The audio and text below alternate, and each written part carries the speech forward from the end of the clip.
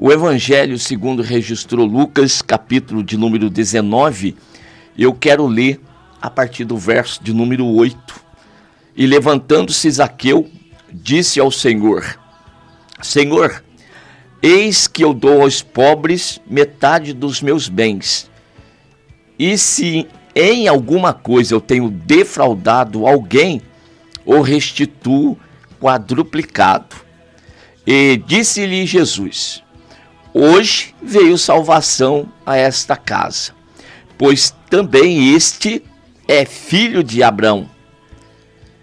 Porque o Filho do Homem veio buscar e salvar o que se havia perdido.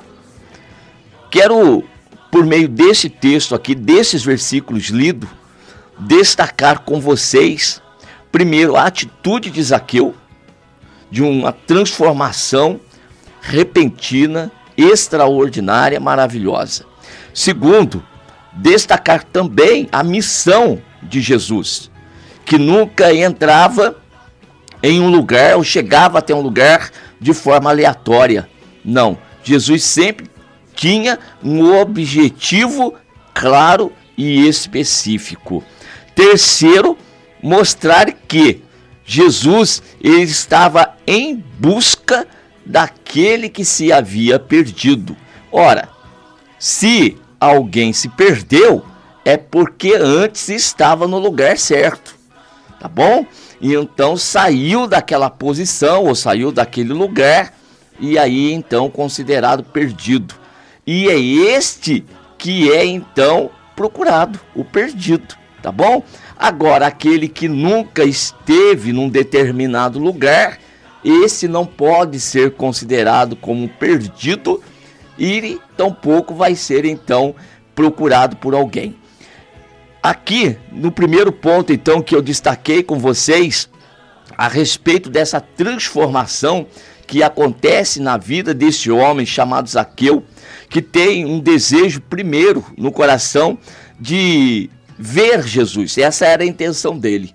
Tanto é que nos primeiros versículos desse texto mostra que ele, por ser de baixa estatura e a multidão não permitiria que ele tivesse esse acesso visual de Jesus, assim ele corre um pouquinho à frente e se coloca numa posição mais privilegiada, que é uma árvore que estava ali à beira do caminho. Ele se aproveita, sobe na árvore e ali então teria uma visão privilegiada.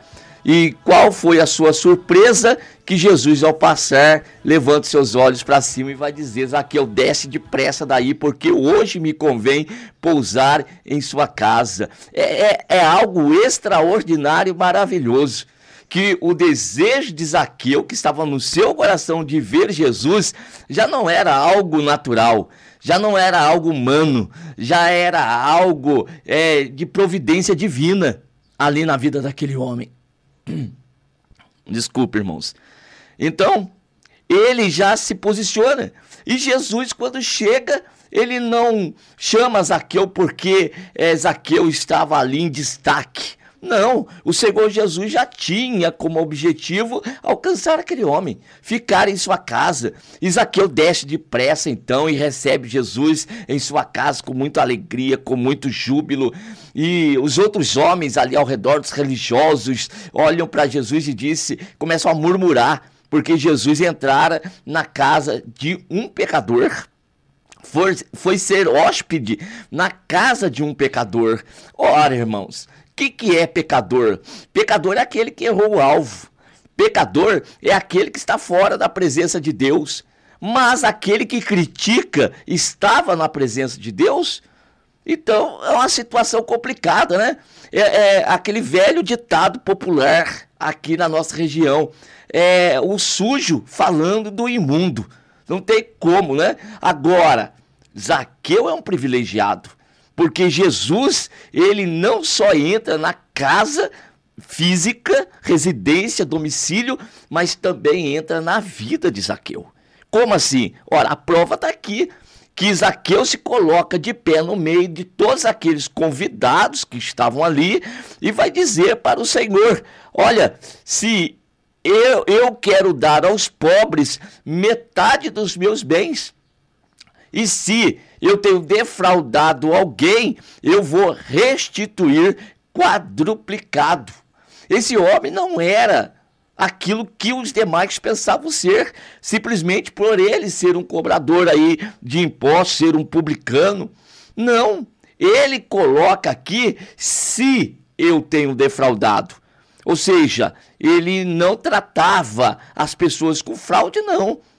Então, mas se porventura tivesse acontecido, ele queria restituir. Isso demonstra mudança de comportamento. Aqui publicamente demonstrado uma mudança, uma transformação operada pela presença do Senhor Jesus Cristo. Que aqui eu faço a seguinte observação e aplicação: só pode haver uma transformação na vida do ser humano quando Jesus entrar na sua história, entrar na sua vida. Quando Jesus, pelo seu Espírito, regenera o homem, a sua vida, naquele momento, é transformada. Então não é religião, de forma alguma.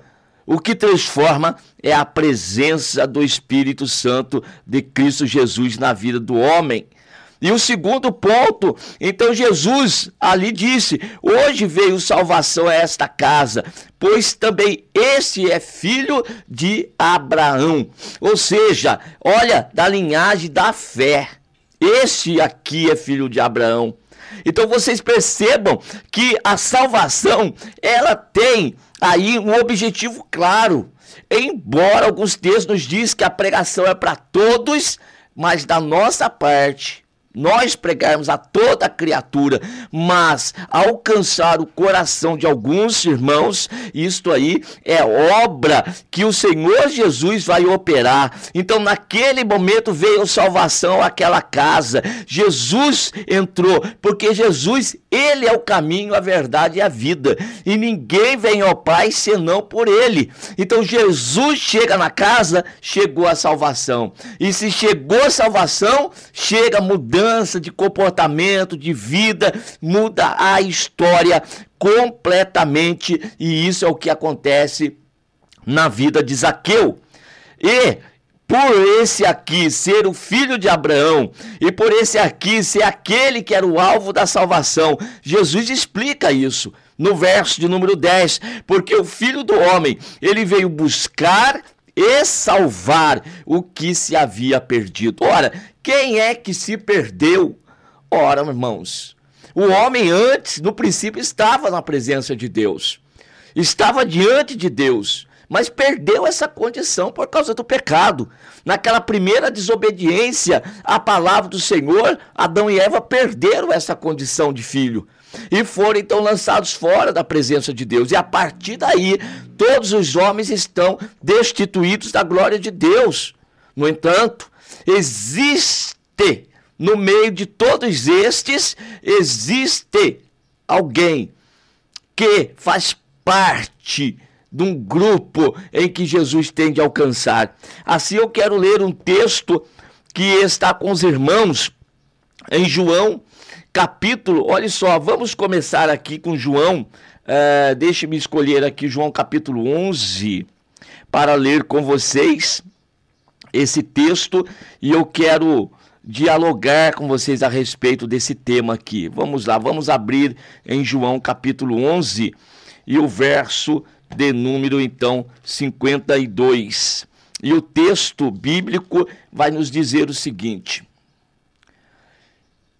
e não somente, verso 51 também. Ora, ele não disse isso de si mesmo, mas sendo sumo sacerdote naquele ano, profetizou que Jesus devia morrer pela nação. E não somente pela nação, mas também para reunir em um corpo os filhos de Deus que andavam dispersos. Olha que texto esclarecedor. Jesus morreria pela nação? Qual nação? Nação judaica. Aquela nação da qual Jesus fazia parte. Então Jesus morreria por esse, sim, mas também para reunir em um corpo os filhos de Deus que andavam dispersos? Onde estavam esses filhos de Deus? Quem são estes filhos de Deus? Será que somente da nação judaica? Nós sabemos que não, porque senão nós não estaríamos aqui, uma vez que nós não fazemos parte da nação judaica. Então Jesus, ele não morre especificamente por um grupo de pessoas como os judeus. Aliás, tem muitos até que nem reconhecem a Jesus como Cristo, tá bom? Ele morre por aqueles que são filhos de Deus, e esses ele vai reuni-los em um corpo, formando assim o povo de Deus na face desta terra. Essa passagem bíblica, ela é extraordinária. João capítulo 10 e versículo de número 16, volte um pouquinho aí, olha só, capítulo 10, versículo de número 16, Jesus, ele diz o seguinte aqui, agora é o Evangelho, capítulo 10, verso 16, ainda tenho outras ovelhas que não são deste aprisco. Eu vou repetir o versículo para ficar bem claro para vocês. Ainda tenho outras ovelhas que não são deste aprisco, mas também me convém agregar estas. E elas ouvirão a minha voz, e haverá um rebanho e um pastor. Quais ovelhas que não são deste aprisco? De qual aprisco que Jesus está falando? Ora, daquela sociedade em que ele estava inserido. E Jesus deixa claro isso. E para aqueles religiosos da época, quem eram os merecedores de estarem na presença de Deus? Primeiro, eram aqueles que não tinham defeito nenhum. Vocês sabem como era aquela sociedade, é só olhar, principalmente o evangelho que João registrou, que vocês vão perceber isso. Dentro daquela sociedade de uma religião bem seletista, não tinha lugar o cego, o coxo, o manco, o leproso.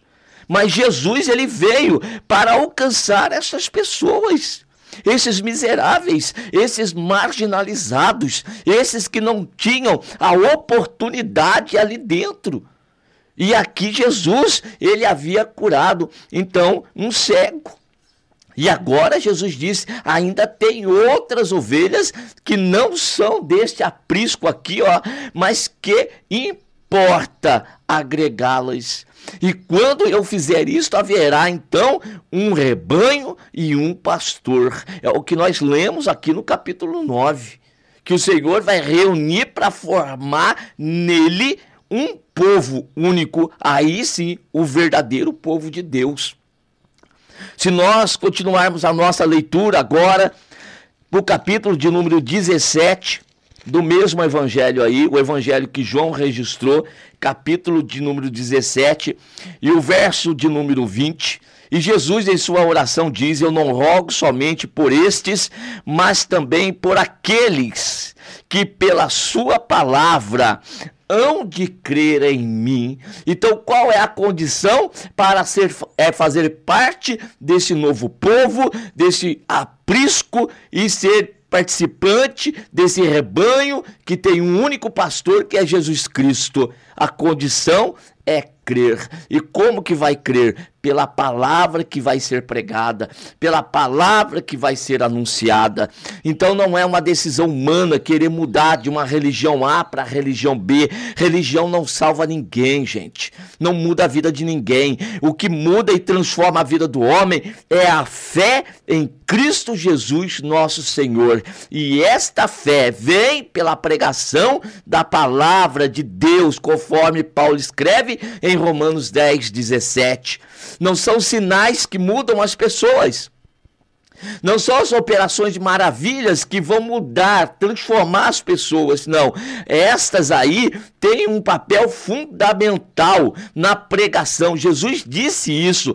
Quando vocês forem, todos os que crêem e pregarem, então os sinais seguirão. E aí vão pôr as mãos sobre os enfermos, haverá cura, haverá libertação e tantas estas coisas. Mas a transformação da vida do homem é pela fé, e a fé só vem pela pregação da palavra de Cristo. Então o Senhor está dizendo aqui nesse texto o mesmo que nós acabamos de fazer a leitura aqui no Evangelho que Lucas escreveu no capítulo 19 e o verso de número 10. Em relação a Zaqueu, Jesus disse: porque o Filho do Homem veio buscar e salvar o que se havia perdido.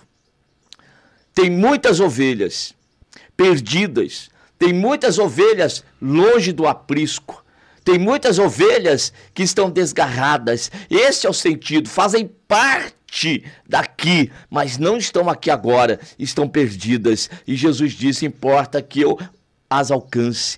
Jesus, ele é o bom pastor. Jesus é aquele que está à procura da ovelha, e ele vai deixar, se preciso for, 99 que estão seguras no aprisco, e ele vai após a perdida. Quem sabe nesta oportunidade a palavra de Deus está chegando até você, e você não seja um alvo desta pregação, você não seja o alvo desta mensagem, o alvo desta poderosa palavra que transforma, que renova, que tira o homem do seu estado de morte espiritual e o ressuscita e o traz para a presença de Deus e faz com que haja mudança e transformação. Você não vai para uma igreja por causa de pastor, você não vai na igreja por causa de A e de B, você vai porque agora você é uma ovelha, e a ovelha ouve a voz do seu pastor. E quem é o pastor da ovelha? Denilson? Não, o seu pastor chama-se Jesus Cristo, o Filho de Deus. Ele é o pastor das ovelhas, e a este você ouve e você atende. E aí você vem para a congregação, e nós estamos aqui para te acolher, nós estamos aqui para pregar, nós estamos aqui para ensinar, nós estamos aqui para te aconselhar, para te ajudar. Mas o teu pastor chama-se Jesus Cristo. Venha fazer parte desse grande rebanho, venha fazer parte desse povo que está marchando sobre a face da terra, mas que um dia vai estar com Cristo para todos sempre na glória celestial. Mas para ter entrada lá, tem que começar aqui. A porta está aberta aqui. O caminho está preparado, é aqui que se entra. É agora, é nesse momento. Porque naquele dia não vai ter mais oportunidade. Então a tua oportunidade é hoje. Então, se ouvires a voz do Espírito Santo de Deus, não endureçais o coração. Atenta e atende ao chamado e à vocação do Senhor para a tua vida. Se fazes parte deste aprisco, então ouça a voz do teu pastor. E que o Senhor Jesus, ele realmente entre na nossa casa, na nossa vida, e não entre para ser passageiro. Jesus, quando entrar, ele vai permanecer.